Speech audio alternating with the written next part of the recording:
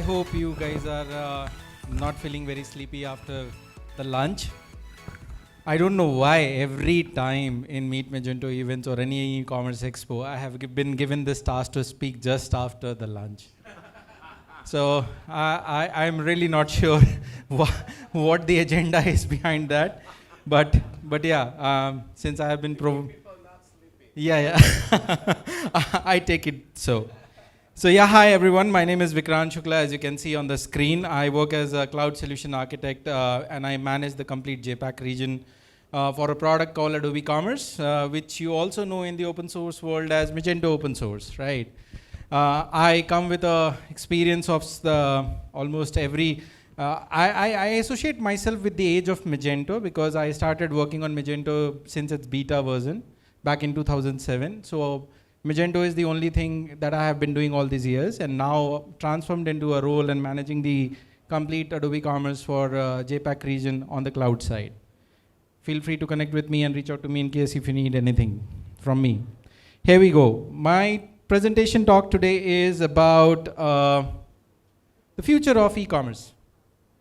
We have been talking about this on and off many a times in many phases. I remember many people saying, and again, going back in the history, over many periods, I have always heard that PHP is dying, Magento is dying, and you need to evolve. And a lot of those theories has come up, and I have heard them. Similarly, what is the future of e-commerce given in the times of AI, Gen AI, all those creative AIs, and where are we going? And the most important thing that I'm going to dwell upon today is how is the post-pandemic situation impacting the retail industry, the overall e-commerce industry, and what is that as a retailer or as an industry specialist we need to focus upon. I'll not be going in detail about any products, but I'll be talking about all the economic situation and the microeconomics that we are in. So these are some numbers from, we always publish something called Adobe Digital Trends Report. You should always look out for it. This is very frequently updated. And these are some numbers of very recently published report in the month of May, wherein you see 1.2% rise in the cost of essential goods, right? And then 7.8 billion people in UK consume products online, which is down by 1.3% year on year. The rise of TikTok, which I was talking to Mulyadi earlier, has been a very big thing in this region, and 164% year-on-year increase has been there. But the most important fact is that we see all these numbers, but are they really the numbers that we see on the ground? And where is the retail industry going as of now? And where is the future of e-commerce going? So when I was preparing this talk for Indonesia, I just wanted to do some research about Indonesia and put it over here. So if you see the digital buyer trend in Indonesia, that is going to happen from 2023 to 2027, you are seeing an increase. It is an increase, but it's not the substantial increase that we saw during the period of pandemic, right? The graphs were like 90 degrees or 80 degrees, but these graphs are more realistic. So are we in the world of realistic? Are we back in the world of realisticness, right? Are we back in the world wherein we are not seeing double-digit, triple-digit growth every month, whereas we are going to see like 2%, 3% increase in digital buyer adoption and the growth of e-commerce, retail e-commerce sales across the industry. You can find this, this is taken from the eMarketer. I am happy to publish this report on my LinkedIn post this talk, so you can always visit there and see about it. So for retailer to continue their growth trajectory, they must recognize the high level forces that comes in play in the industry as of now and the tensions between them. So what I'm trying to say is that as a retailer, we are trying to match the same growth trajectory which we have seen from 2019, 2020, 2021, and 2022. So demand is very high, and I would be talking about it as in how it is very high, and how short-term thinking is creating a problem, and why there should be a long-term horizon when you are running an e-commerce business, whether you are let's say retailer, whether you are a SI, whether you are an enablement partner, or whosoever you are in the world of e-commerce, why a long time horizon need is important. So we are seeing the microeconomics condition changing globally. The war that has been imposed in the world, the supply chain problems because of that, the inflation increasing globally in every country, the increase of, let's say, the rate of interest in every country, the process of getting business loans and the adoption, and with the increase of digital economy, like very recently Indonesia passed a law that you need to have your own data, you need to host your website within Indonesia. So data center law has been passed, right? So increase of all these data protection and privacy law, where are we now? Are we just going to be talking about e-commerce growth just in terms of platform, in terms of adoption, in terms of feature metrics? Or as a retailer, as a SI, as an implementation partner, should we also consider all these conditions and all the microeconomics conditions that are going to impact the future of e-commerce? Whether it is Indonesia, whether it is India, whether it is any part of the world, right? Go to China. Very first time they are going in deflation, right? Who would have thought? So the economics, the world economics is changing. And it is very important for us as retailer, as implementation partner, as solution provider, as someone who is enabling the e-commerce in whatsoever phases we are in. Maybe a shipping partner, maybe a warehouse management partner, maybe an email marketer. Are we going to see the same double-digit, triple-digit growth that we saw last 2 years? That's what I'm trying to bring your focus on in my talk. So these are the three important aspects. While I was preparing for this talk, I didn't want to talk about any product or any feature. I want to talk about people, planet, and profit. So people, planet, and profit, and I'll show you what this is. These are the important factors which are going to, which as a retailer, we need to understand as a SI, any phase, any life cycle of e-commerce you are in. People, planet, and profit are the three parameters that you need to see, and these are going to impact your journey and your future in the e-commerce industry. I didn't make this term up. These are the new 3 Ps, and these are, this is taken from a KPMG report, which talks about the 9 segments, which is part of the 3 broader segments. So if you see people, planet, and profit. So people, be it employees, be it consumer, or be it other stakeholders, your VCs, your CEOs, your board members, they all want us to perform, again, coming from any life cycle of e-commerce, from starting from, let's say, UI UX, going into the strategy planning, then going into implementation, then marketing, campaign, sales, warehouse, shipping, last mile delivery, reverse logistic, any place we have seen abnormal growth in last 3-4 years, but are we going to sustain them? Why are we going to be talking about 9 of these pointers? So the reason is, this is a quadrant that has been, that KPMG work upon, and it says that it is very important in times forward to understand how these 3 people, planet, and profit are going to impact your e-commerce industry. Planet, sustainability, society, and regulation. Sustainability, we are, as the Gen Zs and everyone who are Gen X, Gen Zs, and I don't know what all they are going to be calling these people. I was just reading one LinkedIn post that I think my generation, don't judge my age, is the only after my generation. My generation is the last generation when a mother will not have an Instagram profile. Right, after my generation, every mother who is going to deliver a baby will have an Instagram profile. So who knows, while okay, just imagine what world we are going to be in, right? The demand and the availability of content is very fast. But in the same time, we are seeing a trend towards sustainability, wherein Gen Z and Gen X are more inclined toward the sustainable environment. I'm going to be sharing some statistics as in how people are more inclined to buy refurbished product. People are more inclined to buy, let's say, a product which they can resell, which has a resale value. Earlier, again, I didn't think that way when I was very young and I was buying products, but I see that in many people now. Society, again, this is very important, as in how adoptive is the society. Like what Vatsal was telling in his presentation earlier. How is the society going to adopt to the changes or evolution that you are going to bring? Are you ahead of time? Are you behind time? Right. Now for me, coming from India, paying like 2 rupees in India or 1 rupee in Indian currency via a QR code is like cakewalk. But even in a country like Singapore, I sometimes find that very difficult because of the evolution of the product.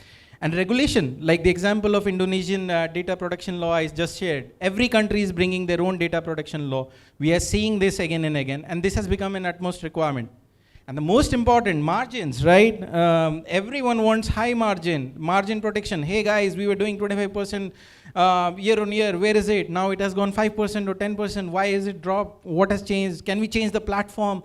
So we are all running towards some solution to keep that same double-digit pace without somewhere realizing that the microeconomics condition around us has changed. And we need to understand the reality and align with it. So I'll take you through all these one by one. Again, employees are important, but the tenures have become very short. Because of COVID, we have seen, I don't know how it worked in Indonesia, but in India, people were getting double, triple the salary they were getting, let's say, before COVID started, and all of a sudden people all went home, and then there was this something called moonlighting, working offline while working in parallel to your current job, and all of those things, right? Employees are important. Same are consumer, but the consumer now have tasted blood. We have made them. The COVID has been a very positive thing for e-commerce industry. I don't wish it comes back again. I personally am happy with single-digit growth of the industry. Given if I'm given a choice between COVID and the growth of the industry, right? So consumer, though, they have come to a point wherein they now want everything on their fingertips, everything very importantly, everything instant gratification, right? Like we are now in a world wherein I want to just do a lip sync video and put it on Insta or Twitter, or not Twitter, TikTok, and I want 100 likes or 200 likes or 2 million likes, right? Because that gives me instant gratification. Compared to how in our old age, we took time, we struggled to build a brand repo for ourselves. And then same goes with the stakeholders, right? Everyone wants money. You go into a board meeting and they want you to come up with numbers, present numbers, and meet those numbers. And then the influencer, the policy maker. So a lot of other things goes into this stakeholder. This is the let's say the environmental factors amongst the sustainability that aligns with the people processes. The planet, right? Sustainability, as I was talking, okay. Fast fashion, right? Zara, Shein, we all love it. We want to be the adopter of fast fashion. But have you ever realized what kind of landfill it is filling in Latin America? Because most of the products which are not sold are dumped into the landfills of Latin America. There are a few people who are worried about it. There are companies who are working on it. I have an example slide about the companies who have taken initiative and some of the well-known industry who have taken initiative to talk about sustainability, because this also impacts your profit margin. The more you save, the more you are making money, right? The society, we spoke about it, the adoption of it, the regulation, right? Margin protection, maybe I just did a clicker, but I just spoke about it in the last slide. I'm seeing timer running, so I'll just go ahead. So where is your equilibrium? When you see this triangle, you will always find that the poles are shifting, and it shifts for every customer. It shifts for every retailer. It shifts for every SI implementer. This is not going to be constant. You would find yourself sometime in this quadrant, whereas you will find sometime in the other quadrant, wherein you will find sometime in the central quadrant. So it is very important to understand which quadrant works well for you. Sometimes you would need more time to spend with your own people, whereas sometimes you would need time spending with the consumers that you have. Like we were talking earlier about,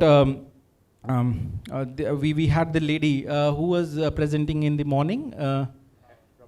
Yeah, Abbott, right? And then she was talking about how COVID has changed the numbers and all of those things, and how personalization has come in play, right? And there is and that is very important point to think about, that during COVID, maybe or may not be, we actually went and empowered our customers to taste personalization at a very big scale. And now it is in the mix. Everyone wants a very personalized experience.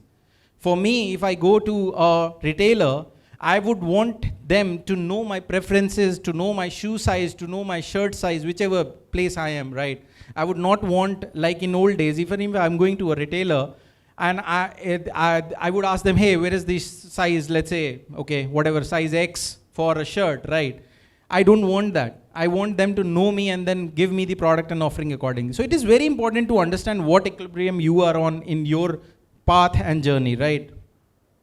Now I'll touch base very quickly on few of these. So profit and planet. Like I said, sustainability is an important goal, but profit is also. Like we can't say Zara that, or let's say Shein that, hey, don't produce a lot of clothes every week, because you need to ensure that you are managing the planet. But yeah, they would say that, yeah, we need to, because we need to sustain, but profitability is also in the mind. So it is very important to understand which ecosystem works for you. Margin and sustainability, right? I want to sustain in the market, like how the lady from Abbott was saying, that we go ahead and create a lot of marketing campaigns, and we try and test, and then we see what works for our competitors, what works for us. But then we also need to play the margin games, right? We need to make sure that we are making ample margin on the product that we are trying to sell, and we are not just falling back on sustainability. But it is, again, very important for us to understand what kind of impact our business is making on the overall ecosystem. How does this all relate with e-commerce? Because these are the numbers that I was talking to you, right? I'm not a planet protector or someone who is very vocal about it, right? I'm not one of those, but I'm just trying to maintain and relate it with the 3 Ps that I just spoke about and how it impacts the e-commerce industry. So like I was telling you, the Gen Zs, 62% of them are shopping for second-hand products before buying, are trying or testing the second-hand products before buying the new goods. Obviously, if the prices of the goods are very cheap, they would obviously go and buy it. But most of the time on the high-end side, they want to first try, buy, see it at a very low cost, and then go with it. And then the market of global second-hand goods, which is like 127% growth, which is going to be 3x faster than the expected apparel market. And then there are these brands which are making it workable, right? So H&M, Nike, Sainsbury's, Patagonia, right? These are the brands which are wherein you can sell, or let's say lease your clothing, right? So for example, H&M, they have come up with a sister company wherein you can sell the used product rather than throwing it away, and you can actually even lease it out.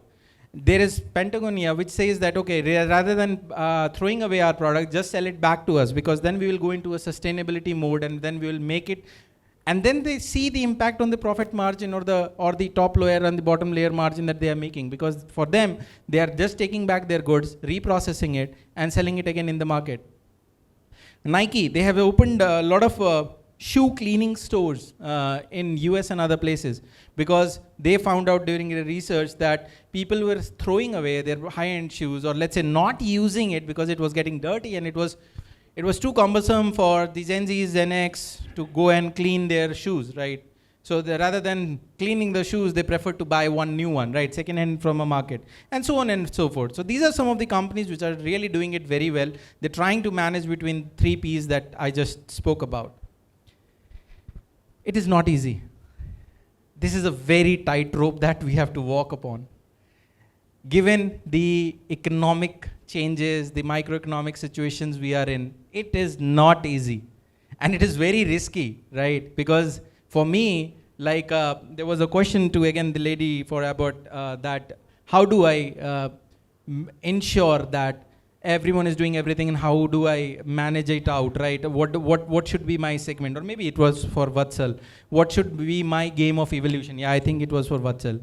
You need to decide that. But it is not easy. I don't say it is an easy path, but it is very important for us to understand we are not going to get those double-digit, triple-digit growth marks until and unless you are selling, let's say, CBD oils or something illegal in the market, right? So yeah, people and profit. People, this comes, people here stand for your internal employees. You need to make them successful.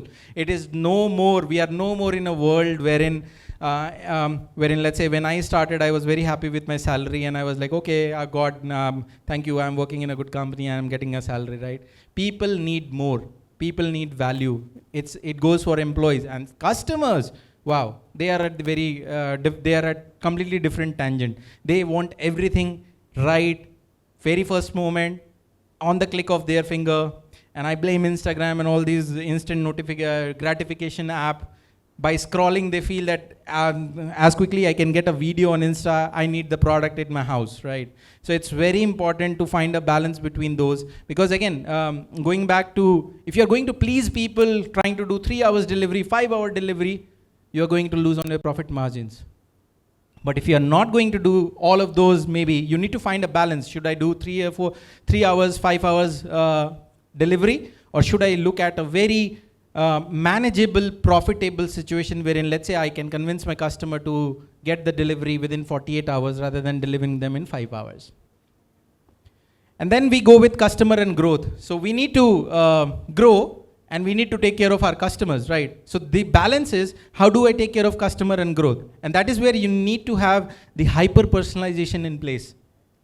So to grow your customer base, you need to know them from the engagement to purchase and then the retention. So which is what we call the hyper-personalized or the real-time customer profiling, right? And this has to go across all the e-commerce domains that you are on. Be it on a retail channel, be it on Facebook, be it on TikTok, be it on online channel. You have to ensure that you are identifying the customer as one single touch point. So let's say, I'll give you an example without taking name of one of the Adobe Commerce customer from Australia. So they are a very big shoe retailer, and what they do is, they have gone to a scale wherein they have got a mobile app, they have got a website, and they have got almost 50 odd shoe retail stores across Australia. So let's say I go to that website and I look for a black shoe and I'm their customer. I'm also their customer on mobile app, right? I'm browsing the website for black shoe, let's say for the sake of brand X black shoe, right? I just browse it, I don't buy. I leave the website and I'm just walking past in a Friday evening to bypassing one of their retail store. I would get an instant notification, the black shoe X of size 8 is available in this store and you can get 20% discount. So even though I did not intend to buy the shoe going into their retail store, I would be incited to go and see the shoe. And once I go there, the retail executive would just ask me maybe one number, email, or any identification which they need. And they will log into their portal and they'll say, hey sir, you were looking for a black shoe. Let me take you to this black shoe aisle and here is your black shoe of size 8. See the care, the love that I will feel as a customer. That okay, this brand knew me and they are offering me what I needed and I'm here not wasting my time on a Friday evening and getting what I want. So hyper-personalization is the way forward to ensure that you are doing a balance between all the 3 Ps that we were talking about, because then only you can identify what is the amount you need to go and spend, what is the amount you need to ensure on the profitability, planet, and people. And this is where I was talking about. And this personalization has to come in every step of your journey. So as I was saying that the personalization has to happen in every step. If any of these steps is missed out, you are going to miss out on the ability to convert a person who was looking to buy something into a real customer. So we at Adobe have got all the ample products. Again, I want to be very cautiously speaking about it, that you can always, if you are interested, we can talk offline as in how all these hyper-personalization can be done at each stages and how you can ensure and stitch it with your e-commerce journey while ensuring that you are managing and maintaining all those 3 Ps that we were talking about. The personalization has never been better, right? We have seen 42% increase in the e-commerce sales if you are personalizing it. And this is not me saying it, this is KPMG saying it, right? So this is a report from KPMG wherein there are many reports which says that you can go and you can see what kind of personalization has been there and how it is impacting. Because as we said, once we are getting all those love, care and the personalized impact from our brand, we are obviously going to pay more and convert. So how do we map it with our own business? How do we say that, okay, what is the segue, or how do we take it, or maybe if you want to take it and map it with your business, what is the process? For that, I will again leave you with this, not leave you, maybe that is the other slide. I would want to bring your attention to this slide, which says short-term thinking is a bit of a problem. I know that our numbers speak for the global revenue. Our numbers speak for, let's say, 2-year, 3 years plan. But our board members always ask every quarter what the number we made. And we are judged on the numbers that every quarterly. So if you see, I'll give you an example of 2 companies which were very successful. Kodak, Disney. Same time, same companies. Kodak was not thinking ahead of time. They were like, oh God, we are making films for mobile, for the camera, and we are good. We don't want to evolve. Like what Vatsal said, evolution, right? But Disney, the CEO, I forgot his name, when he came in, he said that we need to evolve at every stage, else we will die. Fast forward 20 years, where is Kodak? And where is Disney? So short-term thinking is a bit of a problem for every phase, be it your personal life, professional life. Let's have a bigger canvas.